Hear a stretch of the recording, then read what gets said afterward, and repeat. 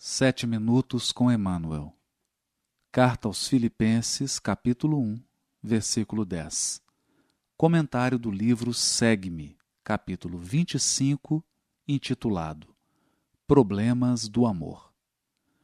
Para que aproveis as coisas que são excelentes, para que sejais sinceros e sem escândalo algum. Paulo, Filipenses 1, 10.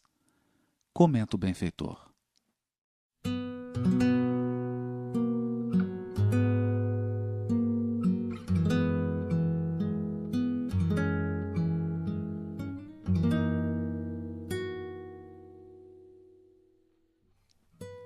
O amor é a força divina do universo.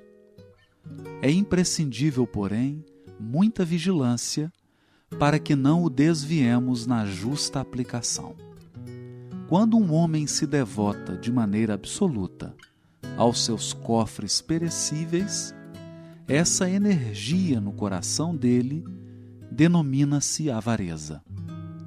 Quando se atormenta de modo exclusivo pela defesa do que possui, julgando-se o centro da vida no lugar em que se encontra, essa mesma força se converte nele em egoísmo.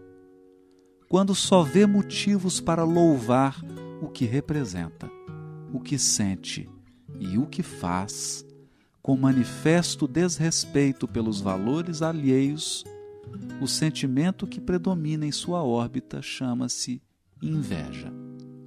O ódio é comumente o amor envenenado de ontem. O ciúme é o amor vestido de espinhos dilacerantes. A soberba é o amor desvairado a si próprio. Paulo, escrevendo à amorosa comunidade filipense, formula indicação de elevado alcance. Assegura que o amor deve crescer cada vez mais no conhecimento e no discernimento, a fim de que o aprendiz possa provar as coisas que são excelentes. Instruamo-nos, pois, para conhecer. Eduquemo-nos para discernir. Cultura intelectual e aprimoramento moral são imperativos da vida, possibilitando-nos a manifestação do amor no império da sublimação que nos aproxima de Deus. Atendamos ao conselho apostólico e cresçamos em valores espirituais para a eternidade.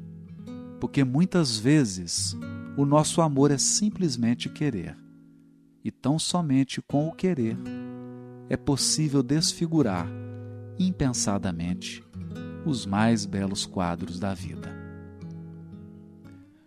Belíssima página do benfeitor, que se encontra no livro Segue-me e que repete página idêntica que se encontra no livro Fonte Viva, capítulo 91. No livro Fonte Viva, que foi editado em 1956, a mensagem recebe o mesmo título, Problemas do Amor. E na sua maioria são os mesmos parágrafos, com duas importantes exceções. Emmanuel acrescenta nessa mensagem 3 parágrafos novos. O ódio é comumente o amor envenenado de ontem. O ciúme é o amor vestido de espinhos dilacerantes. A soberba é o amor desvairado a si próprio. E também faz uma importantíssima correção. Ele diz que Paulo, ao escrever à amorosa comunidade filipense, assegurava que o amor deve crescer cada vez mais no conhecimento e no discernimento, a fim de que o aprendiz possa provar as coisas que são excelentes. Na mensagem anterior do livro Fonte Viva, ele utiliza o verbo aprovar, de maneira idêntica ao que se encontra na tradução de João Ferreira de Almeida. Nessa mensagem, Emmanuel corrige o verbo, utilizando provar. A alteração merece nota.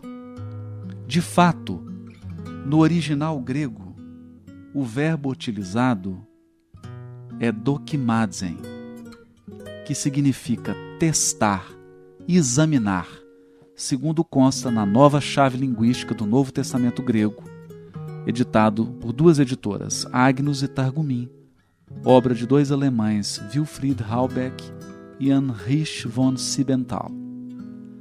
Mas também a mesma definição se encontra no léxico de William Moose, recém-editado pela editora Vida Nova, chamado Léxico Analítico do Novo Testamento Grego, em que o verbo dokimazo recebe a seguinte definição: testar, provar metais. Provar, testar, examinar, escrutinar. Colocar à prova, tentar. Aprovar após teste.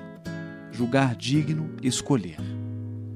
O sentido do verbo nesse texto é de provar, experimentar, testar. Então Paulo estaria dizendo: para que proveis as coisas que são excelentes, para que experimenteis, para que testeis as coisas que são excelentes, para que sejais sinceros e sem escândalo algum. Não deve nos espantar essa correção da tradução feita por Emmanuel depois de muitos anos. No livro Deus Conosco, editado pela editora Vinha de Luz, nós encontramos uma mensagem psicografada por Francisco Cândido Xavier em 7/4/1948, intitulada Cabe-nos fazer tudo para evitar o fermento dos fariseus, onde Emmanuel nos revela: estamos avançando um tanto nas interpretações evangélicas, porque tudo faz perceber que desde 1950 em diante teremos traduções mais perfeitas do Testamento Divino, Velho e Novo. Se deixarmos o início do trabalho para depois dessa época, ficaremos antiquados nos versículos que passarão, provavelmente, a apresentação mais segura no mundo.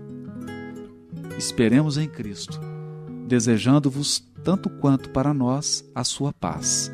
Sou o vosso amigo e servo humilde de sempre, Emmanuel.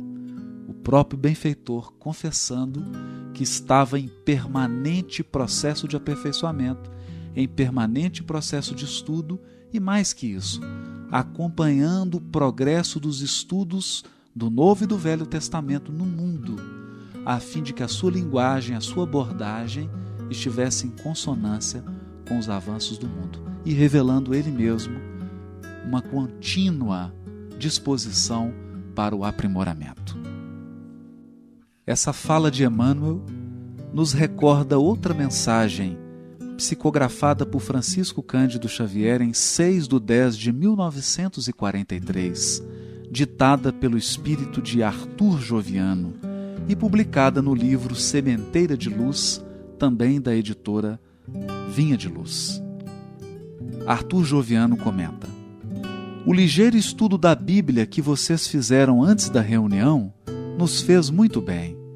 Essas páginas são tesouros espirituais que o papel do mundo oculta. E tenho prazer em afirmar a vocês que o método da leitura não é também novidade para nós. Há algum tempo, fui convidado a uma reunião de grande vulto, onde um nobre instrutor viria orientar-me.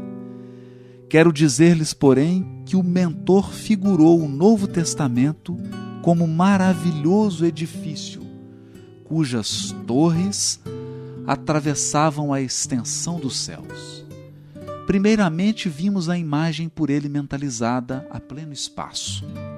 O palácio apresentava todas as características de templo, lar e oficina ao mesmo tempo. Estou esforçando-me para transmitir uma ideia do quadro. Em seguida, divisamos para o acesso ao edifício um luminoso átrio. O castelo, contudo, estava cercado de territórios extensos, profundamente extensos, a se perderem de vista. Matas sombrias, grandes expressões de continentes inexplorados.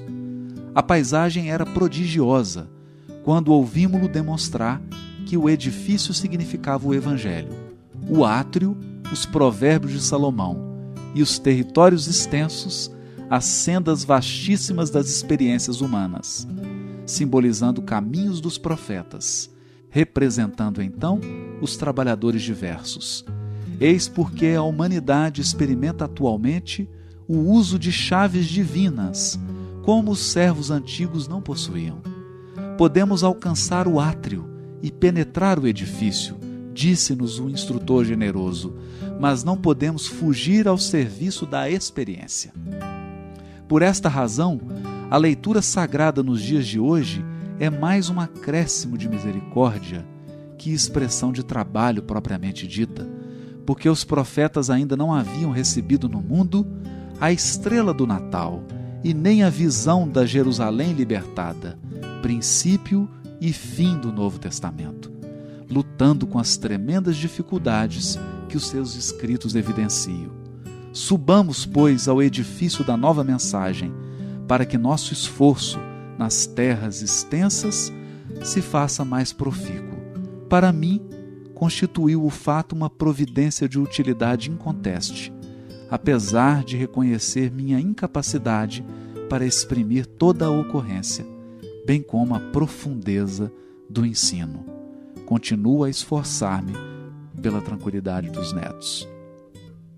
Belíssima página de Arthur Joviano, retratando o aspecto da experiência necessária a todos nós e reforçando o verbo dokimazen, provar, testar, experimentar.